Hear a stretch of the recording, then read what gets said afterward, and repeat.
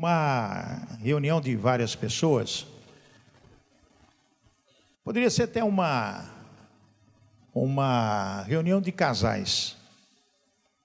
O pastor que estava ministrando, ele fez uma pergunta para os homens. Ele falou: cidadãos que estão aqui essa noite, qual a coisa mais preciosa que você tem? Poderemos até pensar, homens que estão aqui, qual a coisa mais preciosa que você tem?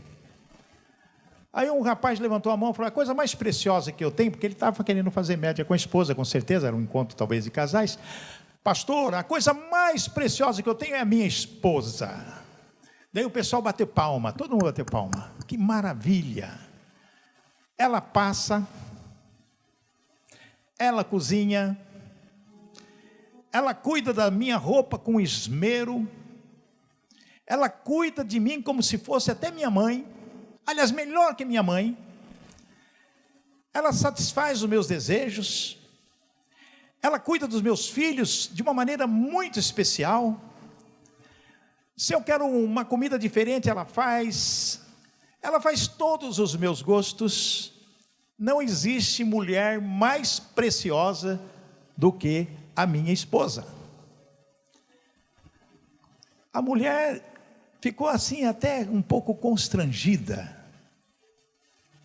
que o pastor olhou para a mulher e falou: irmã, que coisa linda, você é a coisa mais preciosa que ele tem. E ele fez uma pergunta para ela: qual é a coisa mais preciosa que você tem? Ela falou: a coisa mais preciosa que eu tenho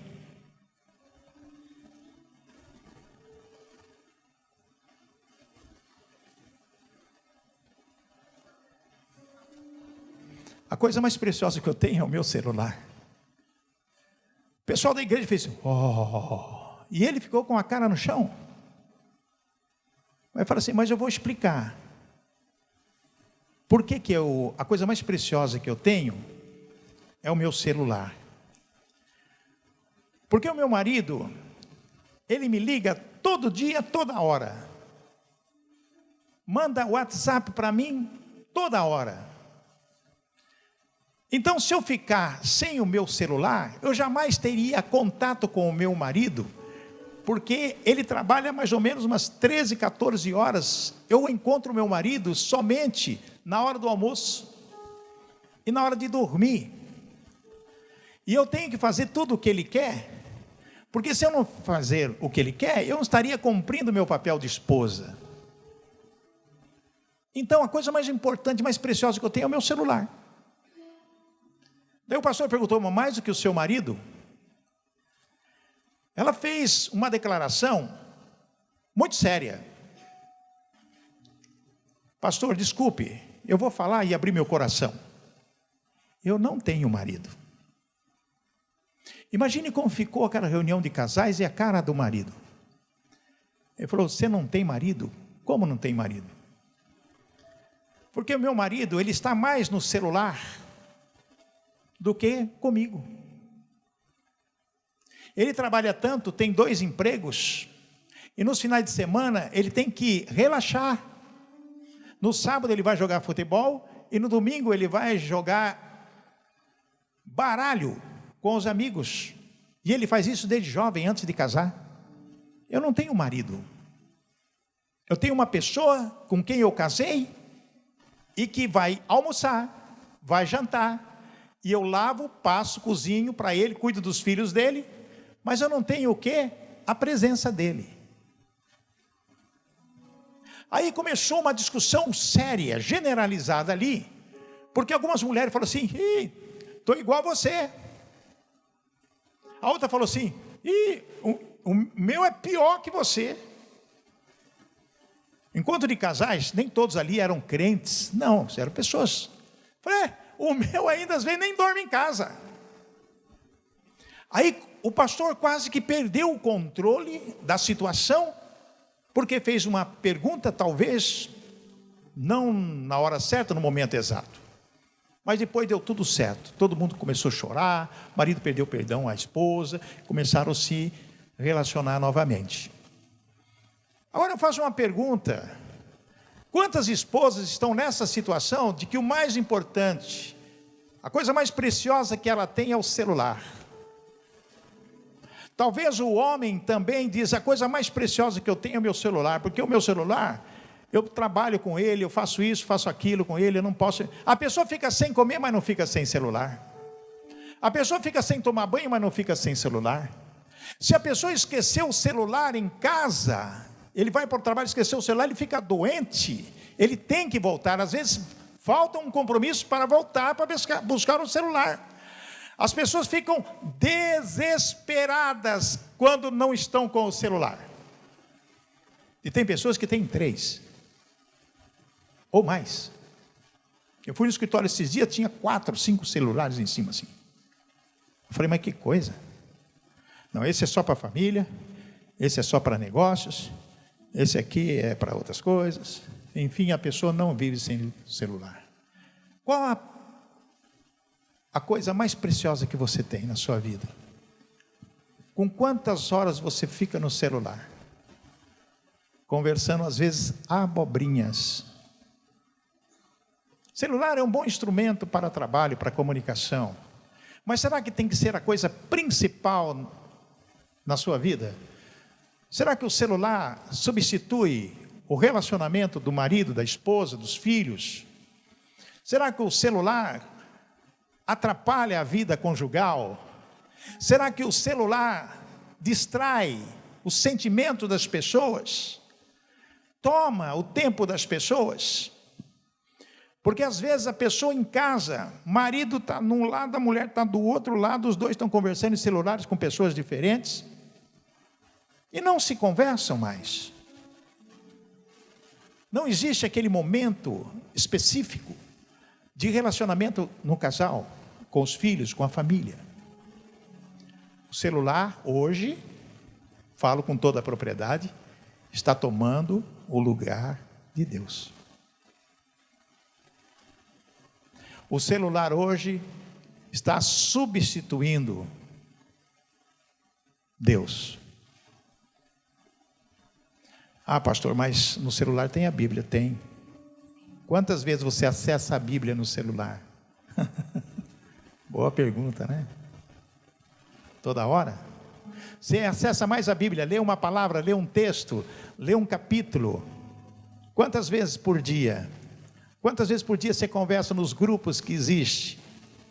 Pessoas fazem grupo, vai colocando você no grupo dos amigos, da família, disso, daquilo, e você perde um tempão vendo o que as pessoas estão conversando, e às vezes nada, abobrinha, kkkk, você viu esse vídeo? Olha esse vídeo, um monte de besteira. Toma o lugar de Deus. Toma o lugar de Deus. Quem você ama mais? Seu marido, sua esposa ou o celular? Eu não fico sem o celular. Eu amo o meu celular. Eu tenho um Motorola daqueles antigos, mas o meu desejo é ter um iPhone 6S, última geração, ou um Samsung 6S, sei lá se existe isso, mas deve ter alguma coisa assim. Eu quero o top. Como que é? S6, porque tem mais coisas. O celular aqui tem internet, tem tudo que você queira, tudo, coisa boa e coisa ruim também. Mas na sua vida o celular toma o lugar de Deus? Qual é o motivo que você tem no dia a dia para adorar a Deus? Para buscar as bênçãos de Deus? Amados, a coisa pior que existe é quando você é ignorado. Presta atenção. Quando às vezes você está querendo conversar com uma pessoa, a pessoa está no WhatsApp. Esses dias eu vi uma pessoa quase a ser atropelada. Ele passou na frente dos carros, assim, sem olhar para os lados. Sem olhar. Daí o camarada apertou a buzina, pila.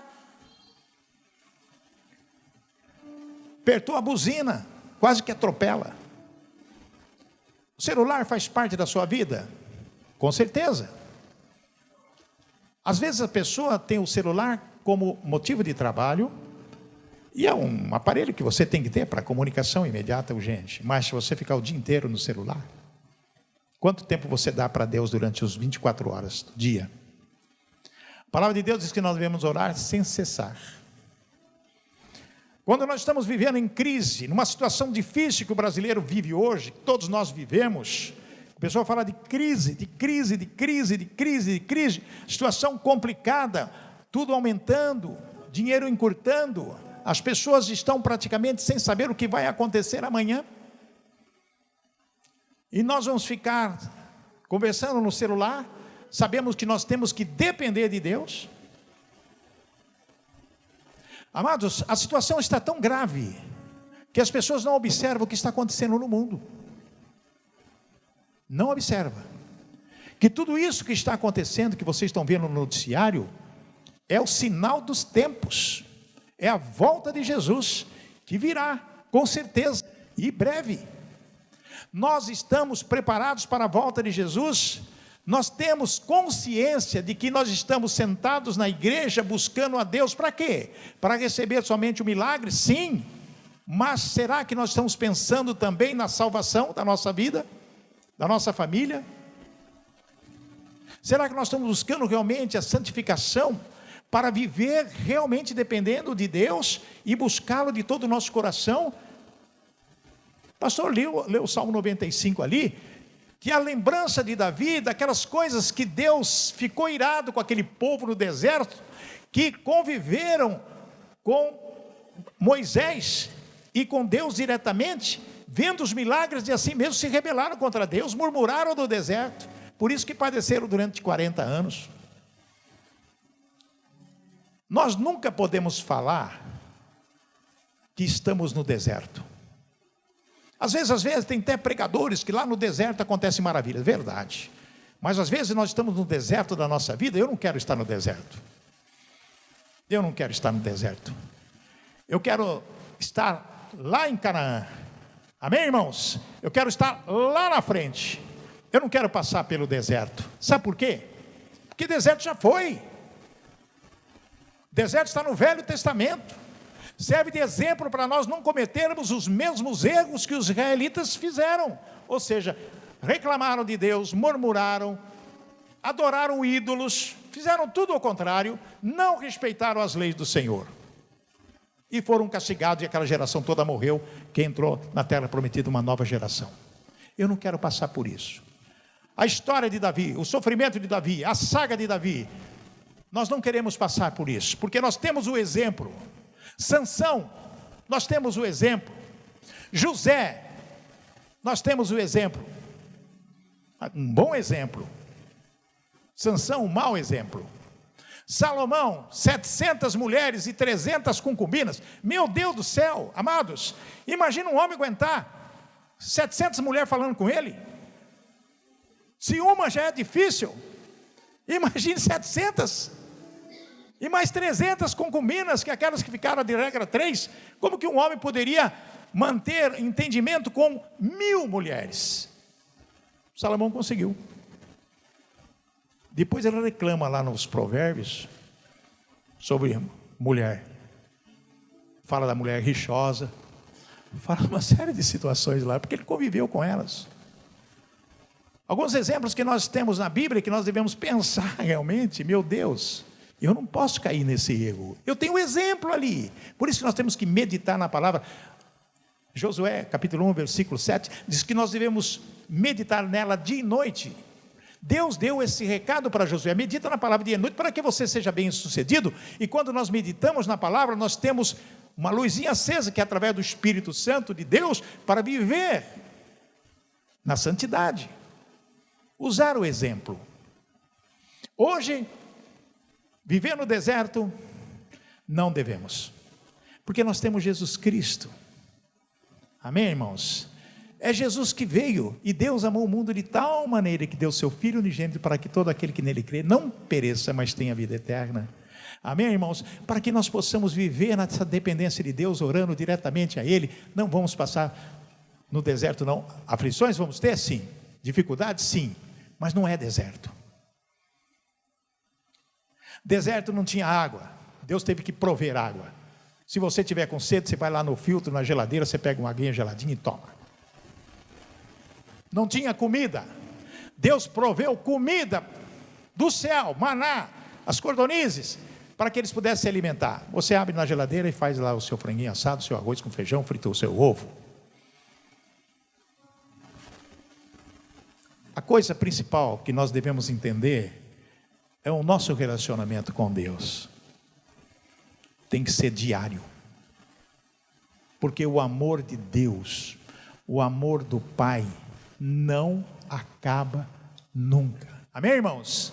Repita comigo: o amor do Pai não acaba nunca. O amor que Deus nos tem por nós não acaba nunca. É o amor de Deus, é o amor ágape, o amor divino, o amor que deu Cristo, unigênito do Pai, para que nós possamos crer nele e ter a vida eterna, ter a salvação. E nós temos que entender que Deus nos ama de uma maneira muito especial. Ele quer que você seja feliz. Ele quer que você tenha saúde. Deus quer que você tenha felicidade.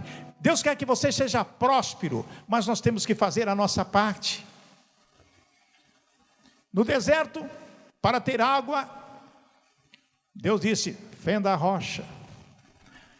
Ele poderia muito bem, Deus, dizer assim: sai água da rocha. Não, faça a sua parte, Moisés. Pega a vara e toca lá.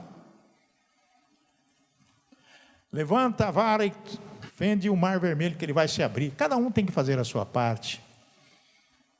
Jesus, quando ressuscitou Lázaro, disse: tira a pedra. Mas antes ele orou a Deus: Senhor, faça a tua vontade. Amados, veja bem, o exemplo de Jesus. Ele olha para o céu e ora a Deus. E depois fala: tira a pedra. Lázaro, vem para fora. Você pode exercer essa autoridade, porque é Jesus que deu essa autoridade para você declarar bênção para a sua vida, prosperidade, saúde e vitória. Você pode abrir sua boca na oração e dizer: eu declaro na minha vida vitória na minha vida, sucesso na minha vida, prosperidade na minha vida, na minha família, nos meus negócios, em tudo. Eu declaro isso em nome de Jesus. Amém, irmãos? Porque Jesus disse lá em João capítulo 14, 13: tudo que pedires em meu nome eu farei, nisso será glorificado meu Pai. Tudo que pedires em meu nome eu farei. Lá em Lucas, Jesus nos dá a entender que devemos orar com persistente, ser persistente na oração. Lucas 18, depois você lê em casa, que fala sobre aquele juiz iníquo, cuja viúva ia lá perturbar diretamente o juiz para resolver o seu problema. O juiz não aguentou mais e resolveu o problema. E Jesus diz claramente: persista em oração, porque o Pai que te ouve vai te dar aquilo que você necessita ter. Amém? Agora, palavras de Jesus que cai forte no nosso coração, nós não podemos deixar de lado. Não podemos deixar de lado. É oração. Qual a coisa mais preciosa, Picarelli, que você tem na sua vida? A coisa mais preciosa é o meu direito de orar a Deus. É a coisa mais preciosa da minha vida. É ter o privilégio dado por Deus de orar a Deus. A coisa preciosa na sua vida não é o celular, não é marido, não é ninguém, é Deus. A coisa privilegiada que você tem é o direito que você tem de chegar até Deus e orar e conversar com Ele. Amém, irmãos? Moisés, quando tinha aqueles problemas, orava a Deus. Abraão, Isaac, Jacó oravam a Deus. Daniel orava a Deus 3 vezes por dia. Para conseguir os embates da vida e vencer, oração. Jesus, em Mateus capítulo 7, versículo 7, fala muito sobre isso, que nós devemos colocar no nosso coração, e com certeza usar o que Jesus nos ensina para vencer todos os obstáculos, as aflições da vida. Peçam e lhes será dado. Peçam e lhes será dado. Jesus está dizendo algo que nós devemos pedir. O que é pedir? É chegar e falar assim: Senhor, eu necessito, eu preciso, eu quero. Eu tenho necessidade disso. Conheces o meu coração, tu sabes as minhas necessidades. Eu coloco diante do Senhor a minha necessidade. Peça e lhe será dado. Quem está dizendo é... Fala mais alto. Quem está dizendo? Jesus. Jesus disse: peçam e será dado. Busquem e encontrarão. Eu não posso esquecer quando Deus diz lá para Jeremias, no capítulo 29, versículo 11 em diante, no 12, no 13, que diz que Deus tem um plano para cada um de nós. Um plano do quê? De esperança, de um futuro melhor, de prosperidade, de alegria, de saúde. É Deus que está dizendo. Então ele diz mais aí no versículo 13, ele diz: buscar-me-eis e me achareis, se me buscardes de todo o coração. E diz: se você buscar e orar, Ele vai ouvir e vai contemplar você. Jesus está dizendo isso: busquem e encontrarão, batam. O que vai acontecer? E a porta lhe será aberta. A porta não será aberta se você não bater. Jesus lá em capítulo 20, deve ser capítulo 23 de Apocalipse, Jesus diz: eis que estou à porta e bato. Olha só o que Jesus diz, hein? Eis que estou à porta e bato. Porta do teu coração, ele bate. Se você abrir e me deixar entrar, eu estarei e cearei com você. Olha só. Coisa linda. Eis que estou à porta e bato. Se você abrir e me deixar entrar, eu cearei com você. Quer dizer, Deus estará manifestando no nosso coração, estará fazendo morada conosco. Amém, irmãos? E quando ele diz aqui: a porta lhe será aberta, é você que vai bater na porta de Deus lá. Senhor, Senhor, estou aqui para te adorar na tua presença. Eu não sei cantar direito, só com o nosso coral aqui. Feche seus olhos, amados. A porta vai se abrir. Senhor, estou aqui. Para quê? Para te adorar em tua presença. Eu quero estar. Eu sei. Eu nada sou. Me vi me humilhar, preciso de ti, vem me restaurar. Muito bem, Senhor, eu estou aqui pedindo o quê? Restaurar. Quando você bate a porta e diz: Senhor, eu estou aqui, como Jesus chega diante de você e diz: eis que estou à porta e bato, quero entrar e ceiar com você. Você chega diante de Deus e fala: Senhor, eu estou aqui, vem me restaurar, vem me atenda, Senhor. A sequência do texto é algo que é tão precioso. No versículo seguinte, no 7, capítulo 7, versículo 9, não, versículo 8, pois todo aquele que bate, está escrito aí, pois todo aquele que pede, recebe. É Jesus reafirmando aquilo. O que busca, encontra, e aquele que bate, a porta será aberta. Então Jesus já declarou vitória na sua vida. É só você chegar e bater na porta que ela será aberta, e você estará diante de Deus, e Ele diante de você, para conquistar as vitórias que você precisa no dia a dia da sua vida. O versículo 9 diz assim: qual de vocês, se seu filho pedir pão, lhe dará uma pedra? Se você para o seu filho vai pedir pão, você fala: não, filho, come essa pedra aqui, lambe ela. Pensou? Quando Jesus falava sobre pedra, com certeza ele mostrava as pedras no chão, porque naquela época lá na Judéia, as pedras eram parecidas como pão. Eram umas pedras bonitas, rola assim, parecia aqueles pãozinhos francês. Foi o que o diabo mostrou para Jesus. Foi o que o diabo mostrou para Jesus. Jesus estava com muita fome. E o diabo queria enganar Jesus. Jesus falou: não. A palavra de Deus diz o contrário. Nem só de pão viverá o homem, mas de toda a palavra que sai da boca de Deus. Amém? Transformar a pedra em pão. Você pode ser Jesus. Não colocará seu Deus à prova. Essa pedra significa algo muito ruim. Deus jamais vai dar coisa ruim para você. Olha o que diz na sequência: ou se pedir peixe, lhe dará uma cobra. Pai, quero uma sardinha assada. Não, filho, leva essa sucuri para você. Quando Jesus falava de cobra, ele falava de uma cobra, que não é cobra, é um peixe chamado enguia. Alguém conhece esse peixe? Tem algum pescador aqui? Enguia, ela é comprida, né? É isso? Ela é comprida. Alguns lugares chamam de piramboia, parece até uma cobra, mas os judeus não comiam aquela piramboia, aquela enguia, porque tem couro grosso, e era proibido pela lei levítica. Então, Jesus disse: pedir um peixe dará uma cobra? Não, Deus vai dar o melhor para nós. Versículo 11: se vocês, apesar de serem maus, porque nós somos maus realmente, nós somos pecadores, nós nos irritamos, às vezes praticamos maldades, queira ou não queira, às vezes a gente pisa na bola, praticamos maldades. Sabem dar boas coisas aos seus filhos, porque você mesmo sendo mau, sendo ranzinza, você jamais vai negar o pão, o alimento, jamais vai deixar de prover para seu filho aquilo que ele precisa, jamais.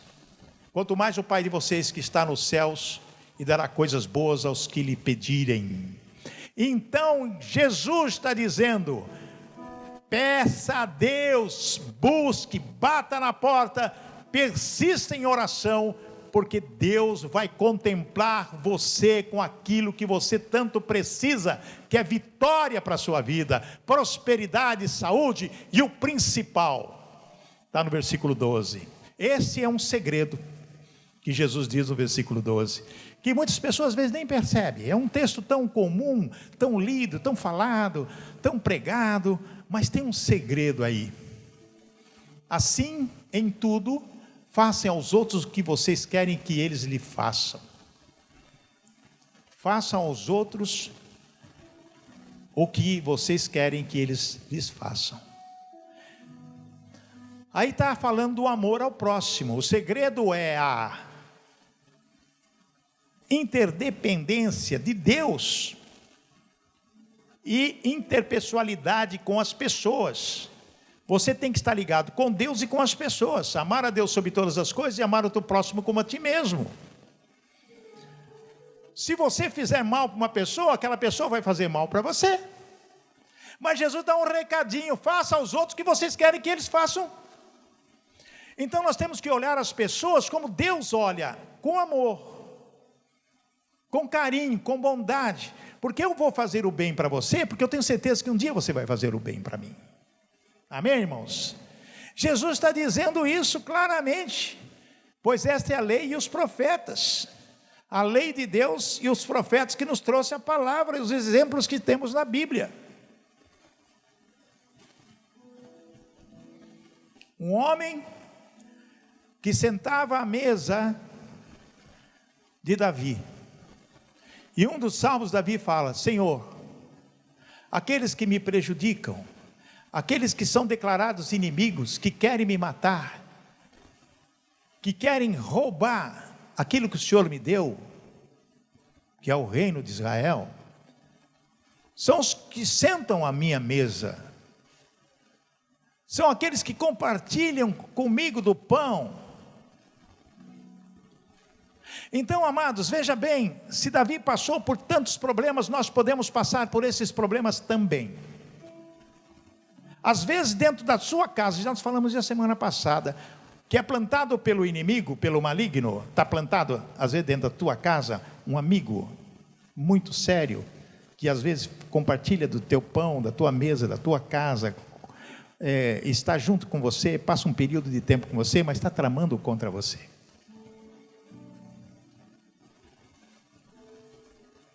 Aitoifel sentava à mesa do rei e depois traiu o rei, colocou na cabeça de Absalão, seu filho, para tomar o reino de Davi. Quando não deu nada certo, porque Deus estava com Davi, ele se enforcou, se matou.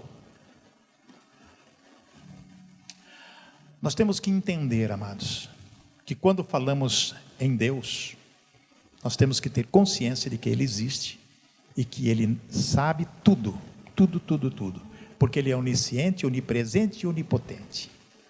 Amém? E quando você precisa de Deus, quando você precisa resolver todos os seus problemas, você pode ir no seu quarto, Mateus 6,6, leia lá, orar em secreto e Ele secreto te responderá, porque Ele é teu Pai. Jesus disse que você deve perseverar em oração. Lembra de Lucas 18 e lembra de Mateus 7 a 12. Quando nós estamos diante de Deus, buscando verdadeiramente de todo o nosso coração, você vai sentir algo diferente, amados. Vocês vão sentir a presença do Senhor na tua vida. Vocês vão sentir Deus tocando em você. Vocês vão sentir Deus abraçando vocês. Amém, irmãos? Você já imaginou, você está orando com o seu coração contrito e Deus abraçar você? Você sentiu o abraço de Jesus? Sentir Jesus te abraçando de uma maneira tão gostosa. Jesus, eu quero sentir o teu respirar. Jesus, eu quero sentir a tua presença. Jesus, eu quero sentir o teu afago. Jesus, eu quero sentir o Senhor presente na minha vida, nos meus negócios, com a minha família. É algo que nós devemos pedir todo dia, toda hora. Senhor, me ajude a buscar a santidade. Eu quero ser santo, santo como tu és santo. O apóstolo Pedro diz lá, ser santo porque eu sou santo. Deus é que diz isso. Nós temos que buscar a santidade. Vamos ficar em pé, amados, vamos orar. Soberano Deus, Jesus amado, obrigado, Pai, pela tua palavra. Sabemos que o Senhor está nos abraçando nesta hora, porque tu és um Deus maravilhoso, um Deus complessivo, Senhor. A tua benignidade, tua bondade, tu és bom o tempo todo, tu és bom, Senhor. Por isso, Pai, eu peço agora, derrame tuas bênçãos na vida dessas pessoas que estão aqui contritas de coração, te buscando de todo o coração. Ensina-nos, Senhor, a orar, a perseverar em oração, orar continuamente, para podermos receber aquilo que precisamos receber, a tua graça, a tua misericórdia, principalmente o teu perdão, Pai, porque nós somos falhos, falhamos todo dia, toda hora. Ó Pai, em nome de Jesus, abençoa cada vida aqui. As pessoas estão fazendo os seus pedidos, Pai. As pessoas precisam ser curadas, restauradas, finanças restauradas, saúde restaurada, restituindo aquilo que eles perderam, que nós perdemos no decorrer do tempo. Restitui, Senhor, porque tu és um Deus. Diz a tua palavra, buscai primeiro o reino de Deus e a justiça, e todas as coisas vos serão acrescentadas. Ó Pai, nós estamos buscando todas as quarta-feiras. Abençoa as pessoas que frequentam esse culto, que vêm aqui, sai do seu trabalho, sai de suas casas e vem cultuar ao Senhor nesse culto missionário, nesta novena, Pai, em nome de Jesus. Eu peço, Pai, traga uma unção de coragem, de ousadia, de alegria, de paz, de vitória, de prosperidade e de muita saúde. Livra-nos, Senhor, dos malignos, livra-nos, Senhor, dos acidentes, livra-nos, Senhor, dos malfeitores, dos facínoras, Pai, e nos proteja nesta semana, em todos os dias da nossa vida, e que nós possamos dar honras e glórias ao teu nome todos os dias. Oramos em o nome de Jesus. Amém, igreja. Glória a Deus.